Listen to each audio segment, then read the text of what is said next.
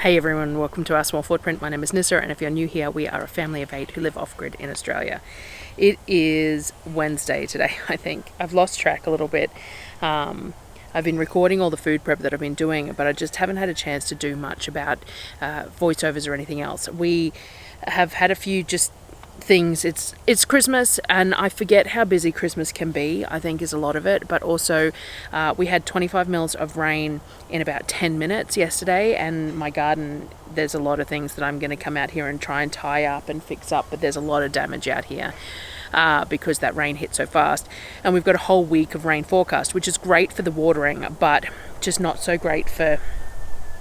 It's a bit much for it to handle. The kids also, while I was gone, managed to break my tripod. So at the moment I'm sort of semi-crouched and the tripod is up in a garden bed, and that's as tall as I can get it. So a lot of the angles in the food prep and stuff are a little bit off as well because I can't get it tall enough. And so I've had to handheld it for some things, and my hands shake really badly, so that hasn't worked fantastically. And it's all been a little bit challenging. We also have been trying to get everything done that I want to get done and just not quite managing it because it's just been busy and hot. And the shopping this close to Christmas was great for having the stuff nice and fresh for Christmas, but also meant that couple of days downtime that I need post grocery haul has kicked into my ability to get stuff done. And it's just, things just aren't going as smoothly as I would like. But, that's life here, realistically. Nothing runs particularly smoothly. So I do have the first lot of food prep, my notes, as per normal here to do. So I'm going to voice over them now. I've got the second day of food prep done. I just haven't written out my notes yet, and we're still doing everything every day. And in the end, if you get some Christmas stuff post-Christmas, then that's just going to make Christmas feel even longer, isn't it, for everyone else? So we'll see how we go. But yes, so the first day of food prep we were working through peaches, and we made some ice cream and things like that. So I'll do the voiceover for that and show you all that, and then I'll come back at the end. Now, due to the heat, we're having some issues with eggs at the moment because they are starting to develop within like 24 hours. And that means that they're developing even in the chicken pens. And then when we bring them out, and normally we store our eggs on the bench because that's the best place for them. But if they're there for a couple of days, you go to crack them and they already have veining and stuff through them because it's so hot. So we've started collecting and putting in the fridge, which isn't ideal, but that's what we're doing for the moment. But it means that we lost a fair few eggs while I was gone because nobody was doing anything with them or rotating them or anything else. And so they've sat there too long, and every one I crack open has veining through it. So at the moment they're being fed to the pigs, generally speaking, because they're just not particularly usable. But I did want to make some ice cream, and that's where the lack of egg yolks comes in, because I need eggs for making sponge cakes, I need eggs for potato salad, I need eggs for ice cream. And normally in December we have a huge surplus of eggs. So anyway, we'll see how we go. We also have a goanna at the moment that is stealing the eggs out of the chicken pens constantly, which is driving me nuts. We've tried to shore up any gaps and all the rest of it, but goannas can go up trees, can go up fences and all sorts of things, and we're just not having much luck. So I made gingerbread ice cream because I really wanted to do that for Christmas. I used my standard base mix, but as I said, I used less egg yolks because we're having issues with the heat and the eggs. I added some molasses, some ginger, some cinnamon, nutmeg, ground cloves, and coconut cream, sugar, the egg yolks, and some vanilla. I cooked it like normal using my Thermomix. This is a double batch, so it was 10 minutes, 100 degrees, speed 3.5, and when it's done, it's thick and glossy. Once cooked, I transferred it into the pint containers to be refrigerated for churning, probably tomorrow, being how hot the ambient temperature is. You want it really, really chilled before you try and churn it, and if the ambient temperature is too high, then the compressor in the ice cream maker is going to struggle a little bit more, though the high-end ice cream maker that I ended up buying means that you can do it in pretty much any temperature, but it's going to pull a bit more power to stay chilled and take a little bit longer if the ambient temperature is too high. So we want it nice and chilled, so I'll chill it overnight. The next thing I get started on was the peaches. Now, we purposely didn't put these in the fridge because they just needed a touch more ripening, but some of them ripened a lot faster than others, and with a whole tray of nectarines, and we've got 2 trays of mangoes to be eaten as well, and all those cherries, I wanted to work through these.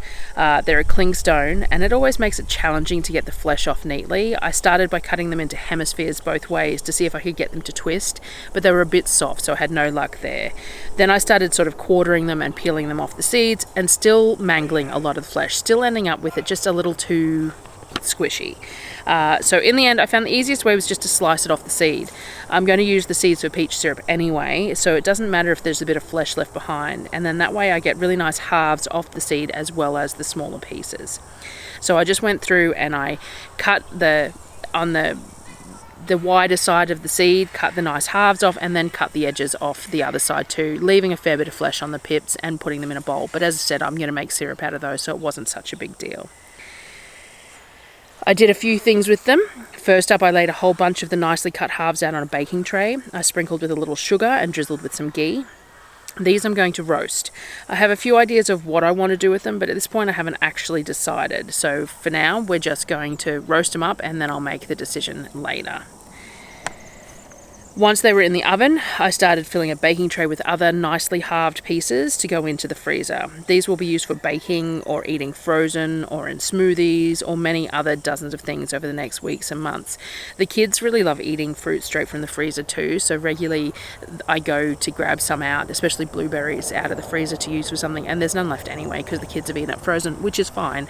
That's how we get through our 6-week periods with this one lot of fruit and things like that, is because it's canned and frozen and things like that, and the kids aren't picky about eating it that way, so that helps. The smaller offcuts I had put into a pot. I cut up some of the larger pieces, so we've sort of got sort of a diced, sliced pieces kind of thing. I grabbed a couple of vanilla beans and split them and put them in as well. A sprinkle of sugar and some water so it doesn't burn before it releases the juices, and got that on the stove to simmer and stew. All the pips and scraps that I mangled in the beginning go into another pot with a generous amount of water to bring to a boil, and then simmer for about 40 minutes or so, and then I'll steep it overnight for the syrup. Once the peaches have stewed and are soft but still holding their shape, I pulled them off the heat to go in the fridge. I'm not sure what I'll do with these, whether I make a peach pie, that would be quite nice with gingerbread ice cream, or if these stewed peaches will go stirred through some ice cream, or as part of a cheesecake or a crumble, hand pies, no idea, but they're delicious. I didn't can them because I just didn't feel like pulling a canner out, and we've got that extra freezer space at the moment, so worst comes to worst, I freeze it and it can go in a pie for later. Once the peaches that were roasting had lots of lovely colour on them, I pulled them out of the oven and let them cool. Once they were cooled, I put them into a bowl and put them aside while I figured out what I wanted to do with them. I did some Googling and thinking, and decided that I wanted to try a peach salsa. So I had a few tomatoes from the garden and still had a bunch of the big cherry truss tomatoes from the shopping. So I roasted them up with some onion in the juices from the peaches on the tray. Just quartered the onion up so that it wouldn't burn, and halved the cherry tomatoes and quartered the larger tomatoes and stuck them all on the tray to roast. I didn't add any salt or anything like that because I add salt to the salsa. I didn't want to add it there, and there was still some ghee and juices in the bottom of the pan from the peaches, so I didn't add any sort of oil or anything either.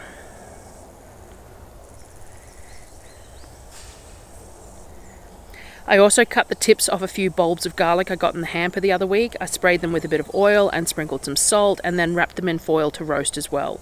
Garlic done this way is so good. If you've never done it, I highly recommend it. You can just squeeze all the garlic cloves out, and they're sweet and creamy and absolutely delicious. I diced up the roasted peaches into quarters approximately, and then added all the roasted tomatoes into the peaches. I used my hands initially to get some of those pieces broken up a bit to blend those flavours.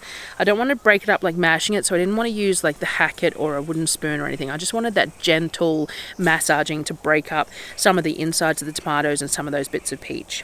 It was messy, but this is the best way to get that done. I diced up the onions that I'd roasted nice and small because I'm not a huge fan of great big chunks of onion in my salsa, and tossed it in there as well. I also squeezed all the garlic out of one of the heads of garlic and mixed that in there as well. Because of the quantity I'm making, it's not huge. I'm not planning on canning this, so I don't have to be precise about the quantity of ingredients. I don't have any jalapenos or anything in the garden yet, but I did have these chipotles, I don't know if that's how that's said, in adobo, or that, in a jar. I should have Googled that before I came out here. And I thought that the smoky flavours would complement the roasted aspect of the salsa too. I may have been a little generous with it. It is quite spicy. I also added some salt and some lemon juice. Again, I'm not really measuring because I'm not canning it. I'm just doing it to taste. Lime juice probably would have been better, but I believe I have some frozen still and I just couldn't find it. And I don't have any like store-bought lime juice. If I was canning this, then you'd have to use store-bought as well for that pH factor too.